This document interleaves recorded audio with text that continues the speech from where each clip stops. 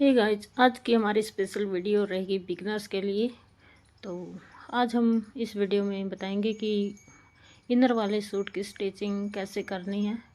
और ये वीडियो हम बिगनर्स के लिए बना रहे हैं, तो एकदम बारीकी से हर चीज़ को बताएंगे इसमें। तो सबसे पहले हमने बाजू ली है इसकी, और बाजू के ऊपर कट था, वहाँ से फोल्ड करनी है एक। अभी फ़िलहाल के लिए तो बाजू हम रख देंगे एक साइड में। और सबसे पहला जो काम होता है सूट स्टिचिंग में, वो होता है इनर अटैच करने का, इनर वाले सूट में। तो वही हम करेंगे। इसका बैक और फ्रंट पार्ट हमने दोनों ले रखे हैं। और इस पर मैंने जब इसकी कटिंग की थी तो अटैच पिन लगा ली थी। मैं हमेशा ऐसा ही करती हूँ, अटैच पिन लगा लेती हूँ ताकि कपड़ा इधर उधर ना जाए। तो ये बहुत यूज़फुल होती है। अगर आपके पास अटैच पिन है तो आप अटैच पिन यूज़ करें, और अगर नहीं है तो आप जुगाड़ कर लें। कोई भी और पिन आपके पास पड़ी होती है, मशीन की टूटी हुई या कोई और, तो उनसे भी आप एक आध जगह जहाँ पर हमें ज़रूरत हो हम अटैच कर सकते हैं। तो अभी हम करेंगे इनर को अटैच। हमने फैब्रिक को बिछाया उल्टा, और इसके ऊपर हम रख लेंगे इनर। हर चीज़ बारीकी से बताऊंगी मैं।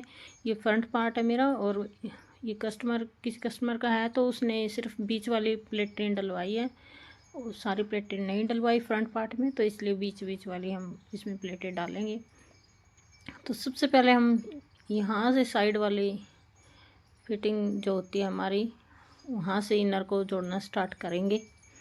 और इनर हम जब भी जोड़ते हैं तो थोड़ा सा जो मेन फैब्रिक होता है उसको थोड़ा सा बाहर रखें, और इनर को थोड़ा सा अंदर रखें। इससे क्या होता है कि जब हम कटिंग करते हैं तो कपड़ा इधर उधर थोड़ा बहुत हमारा हो जाता है, एक्स्ट्रा ही कटता है, चाहे हम कितना भी ध्यान दे लें थोड़ा सा एक्स्ट्रा कट जाता है।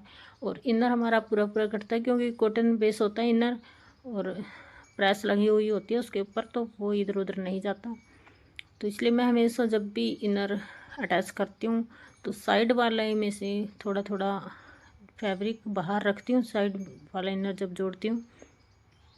और पूरा इनर जोड़ने के बाद अब जो ये प्लेटें एक निशान आए हैं वहाँ पर भी एक एक सिलाई हमने लगा लेनी है, ताकि प्लेट डालते टाइम हमें ज़्यादा दिक्कत ना आए। क्योंकि ऑर्गेन्जा या सिल्क जो फैब्रिक होते हैं वो फिसलते रहते हैं, तो हमें बार बार प्लेटें उधेड़नी नहीं पड़ेगी। और अगर आप बिगनर्स हैं फिर तो आप ज़रूर सिलाई लगा लें। यहाँ पर एक हल्की सी सिलाई ये बैक पार्ट पर लगा रही हूँ मैं। तो बैक फ्रंट हो या बैक हो, कोई भी पार्ट हो आपकी कुर्ती का, प्लेटों के निशान पर सिलाई बहुत ज़रूरी है। और यहाँ थोड़ी सी मैंने एक प्लेट भी डाली है मेन फैब्रिक के ऊपर गले में, ताकि गला हमारा थोड़ा सा कम हो जाए, ये ज़्यादा देर का था। देखो, और अब हम आसानी से बिल्कुल जैसे हम बिना इनर की कुर्ती में प्लेट डालते हैं वैसे ही हमने कपड़ा उठाना और प्लेट डालनी है। हमें कोई भी परेशानी नहीं होगी सिलाई लगने के बाद। और तिरछा रखें सिलाई को, जब भी आप प्लेट डालें एकदम सीधी सिलाई ना डालें, और थोड़ा सा अच्छा कपड़ा ले, आधा इंच का, प्लेटों में इस तरह से। देखिए मैं थोड़ी सी पास आके दिखा रही हूँ। तो इस तरह से आप लें। प्लेटें डालने के बाद अब हम आ गए हैं गले पर।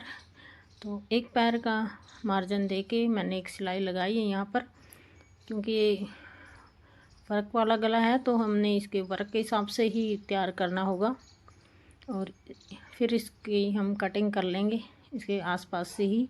इस सिलाई से थोड़ा सा मार्जिन देके हमने कटिंग करनी है, और इस सिलाई के ऊपर ही हमने जो मेन सिलाई होगी वो लगानी है। और बैक वाला गला मैंने अलग से तैयार कर रखा है।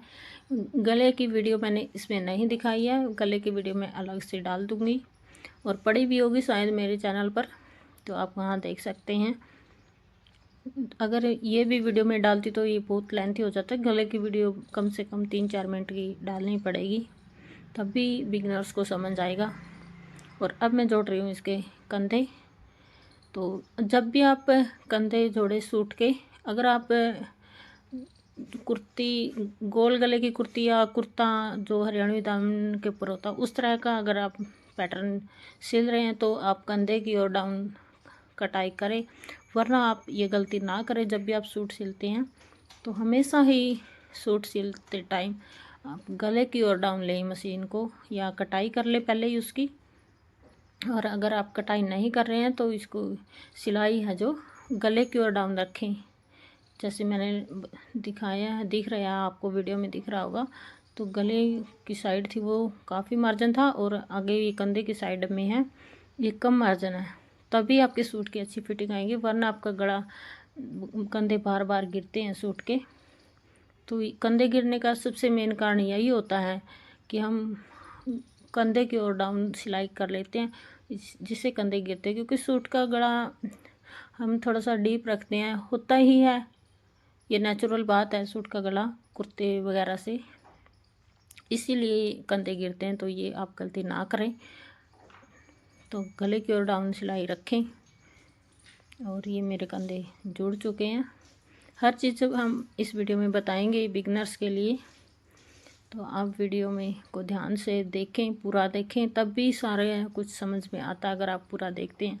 अगर वीडियो को स्किप कर देते हैं तो फिर कुछ बातें रह जाती है, और जो हमें बाद में तंग करेंगी।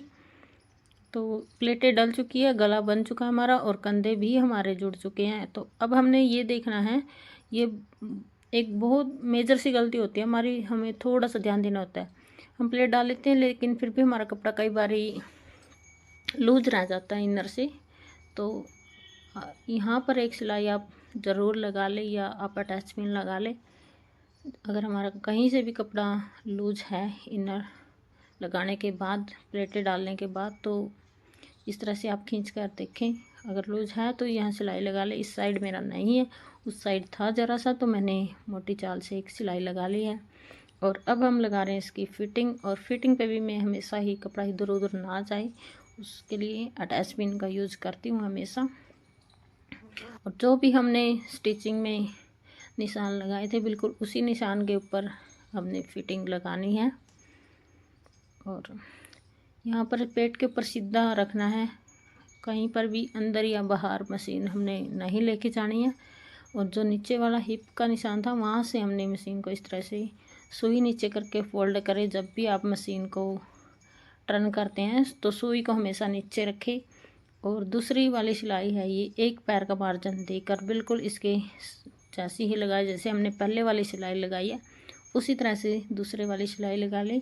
और अब मैं ये लगा रही हूँ तीसरे वाली सिलाई। मैं हमेशा ही कस्टमर के सूट को 3 या 4 सिलाई लगा के देती हूँ, ताकि उसको थोड़ा बहुत लूज करना पड़े तो दिक्कत ना आए।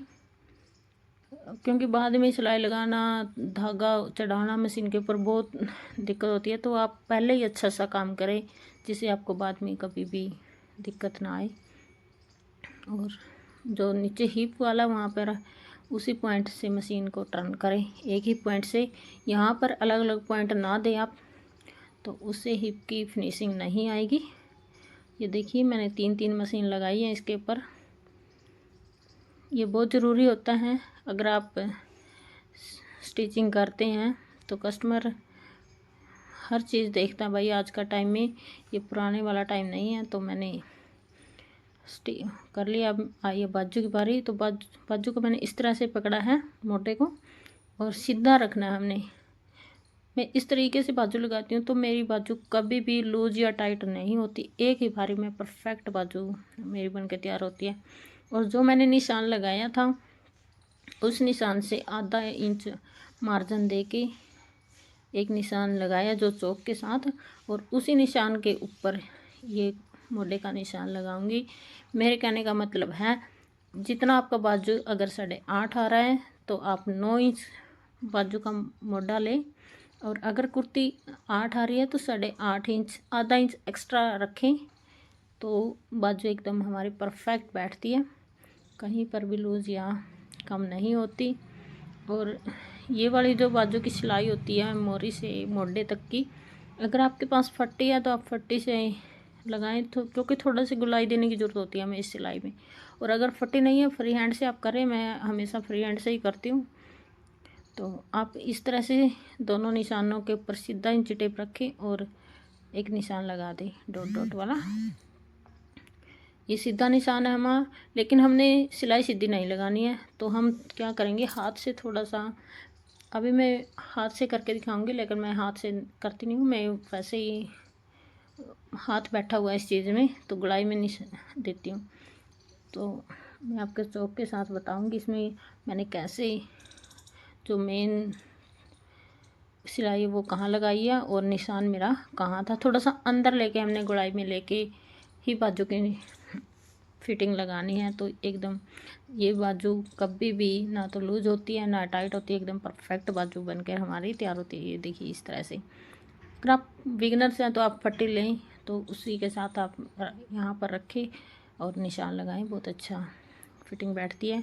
और जब भी हम बाजू अटैच करते हैं तो बिगनर्स को बहुत बड़ी प्रॉब्लम होती है, क्योंकि हमें पता है भाई हम सिलाई सिखाते हैं, तो यहाँ पर आगे बहुत ज़्यादा दिक्कत आती है बिगनर्स को। तो हमने इसके लिए क्या फार्मूला अपनाना है, हमने कुर्ती को रखना है उल्टा और बाजू को करना है सुल्टा, उसके अपोजिट, और फिर बाजू को उसके अंदर डाल के और ये दोनों सिलाई मिलानी है। इस तरह से हमने जोड़ना बाजू को। तो ये मैंने मेरे बहुत सारे स्टूडेंट में देखा है कि यहाँ पर बहुत सारी गलतियाँ करते हैं, बार बार बताने के बाद भी इसमें गलतियाँ करते हैं। तो ये आप ना करें, ये पॉइंट याद रखें, कुर्ती को उल्टा रखना है और बाजू को सुल्टा करके ही उसके अंदर डालना है कुर्ती के अंदर, और फिर जो मेन सिलाई होती है बाजू की उनको मिलाकर वो सिलाई का भी ध्यान रखें, इधर उधर ना जाए, फिर वो अच्छी नहीं लगेगी सूट पर। और साथ ही मैं ये कंधे पर जो चिट वाली पट्टी होती है वो बाजू के साथ ही अटैच कर देती हूँ, और ऐसे ही मैं सिखाती हूँ स्टूडेंट को। तो ये देखिए हमारी कुर्ती बनकर तैयार हो चुकी है।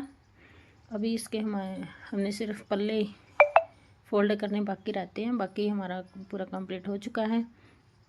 और अभी भी अगर आपको कोई डाउट है इसमें तो आप कमेंट करें, मैं दोबारा से वीडियो बनाकर